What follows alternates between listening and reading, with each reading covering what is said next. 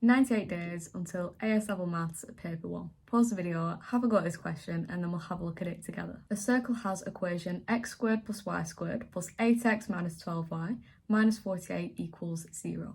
We want to find the radius of the circle and the coordinates of the centre of the circle. Let's start by rewriting this equation, bringing our x terms together and bringing our y terms together. So starting with, we have the 1x squared plus we have 8x. Then for our y terms, we have the 1y squared subtract 12y, and we also have the minus 48. For our first two terms, let's complete the square. So we'll set up a single bracket, and in this bracket we'll have x plus half of the coefficient of our x term. Half of 8 is 4, so this will be plus 4. And this bracket is squared. When we expand this bracket, we'll have x squared plus 8x plus 16. So to keep this equation balanced, we'll need to subtract 16. Then we'll do the same for our y terms, completing the square. Setting up a single bracket. Within this bracket, we'll have y plus half of the coefficient of our y term.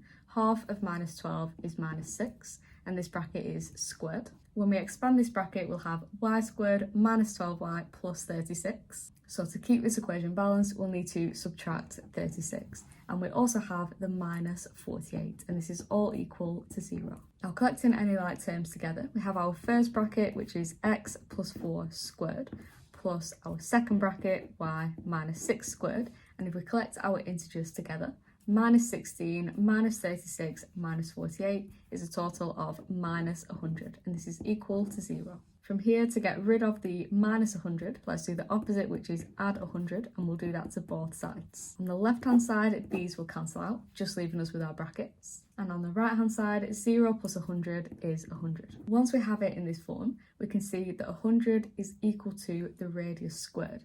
So if the radius squared is 100, square rooting both sides of this equation, we'll have the radius is equal to 10. As for the centre, we can work out the coordinates of the centre by setting each of these brackets equal to 0. So for the x coordinate, if x plus 4 is equal to 0, x must be minus 4.